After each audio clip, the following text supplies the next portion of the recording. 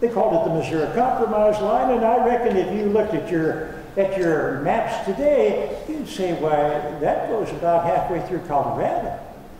And it was going to be legal to have slaves south of that line, and it was going to be illegal to have them north of that line. Now, here came the problem in 1854.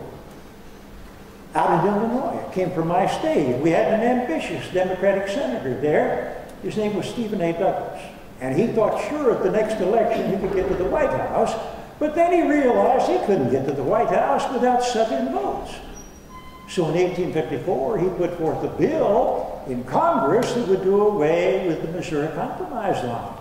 It would let Southern planters take their slaves all the way up to the Canadian border, west of what we call Minnesota and Iowa. Slavery was never to go there. And Douglas went all around the state of Illinois, and his state too, of course, saying, no, we can't keep these good men from taking their slaves northwest, we'll just change the law. When he spoke like that, I came out of my law office. I spoke to large crowds around our city, our state. I said, wake up, don't let Douglas get away with this. If we say that we're against slavery, right now we're limited as to what we can do. Our government tells us slavery is legal south of the Mason-Dixon line, south of the Ohio River, south of that new Missouri Compromise line. We're certainly intelligent. We're law-abiding citizens. So we must say to the government, we're not here to break any law, but we are here to see that you never let slavery span one more mile. We know, we understand it's legal where it is. It's our job to restrict it there.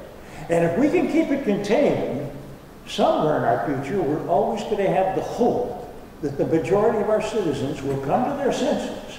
And they'll say slavery is built on poor morality, terrible economics, and they'll choose to get rid of it.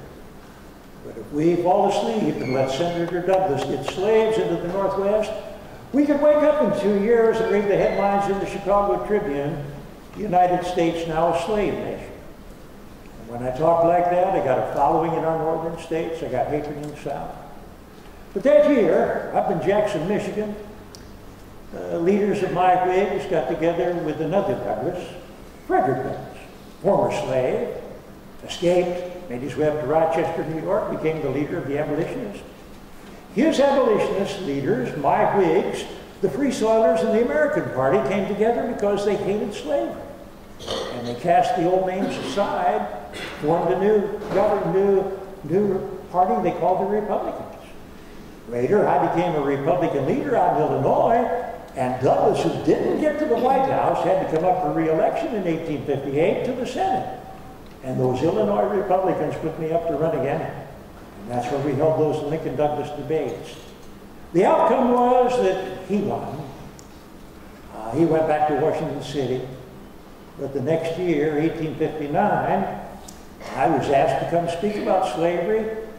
Ohio, Wisconsin, even at the Cooper Union in Manhattan. And then in 1860, the new Republican Party held their convention in Chicago, and they nominated me, and people sang a little song about me. Old Abe Lincoln came out of the wilderness down in Illinois. 10 slave states didn't even put my name on the ballot. The division within the Democratic Party, Douglas ran for the North, Buchanan for the South. He'd let me win. But when I did win, South Carolina said, we don't stay in a country whose president won't let us take our slaves northwest. And they would secede. And this Constitution that we've talked about tonight, I didn't think it allowed a state to secede. But that's what they did. And 6 others would follow. So when I gave my inaugural address, I said, the Union is perpetual, as proclaimed by the history of the Union itself. The Union is much older than the Constitution. It was formed, in fact, by the Articles of Association in 1774. It was matured and continued by our Declaration of Independence in 1776. It was further matured in the faith of all the then 13 states expressly plighted and engaged that it should be perpetual by the Articles of Confederation in 1778. And finally, in 1787, one of the declared objects for ordaining and establishing the Constitution was to form a more perfect union. And war would follow. 87,000 men from Michigan would leave their homes and jobs and go away to join the Army, Navy, Marine Corps. Some of them on this date, September 17, 1862, would be with General George B. McClellan at a place called Antietam Creek in Maryland. And there they would meet Robert E. Lee in what developed into the bloodiest single-day battle of the war. It turned out to be a Union victory. It gave me a political platform to stand upon and issue the Emancipation Proclamation. This war was going to go on for 30 more months.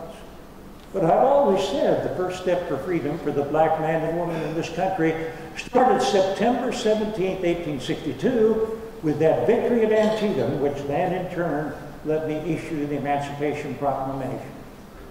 Oh, the war would go on for 30 more months, but about 9 months later, many of your brave Michigan men, including George Armstrong Custer from Monroe, including the Iron Brigade, which was made up of men from Michigan, Wisconsin, and certainly Indiana, they would meet the Confederates again under Robert E. Lee at a place called Gettysburg. And after a terrible 3-day battle, then on the 4th of July, our nation's birthday, Robert E. Lee, outstanding general he was, had to retreat back to the safety of Virginia. The same day, a general by the name of Grant took Vicksburg on the Mississippi, and now we would have that river flowing free to the Gulf of Mexico. But still the war would go on.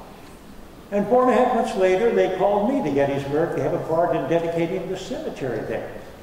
And I would sit on a platform with a number of northern governors, including your governor, Mr. Blair.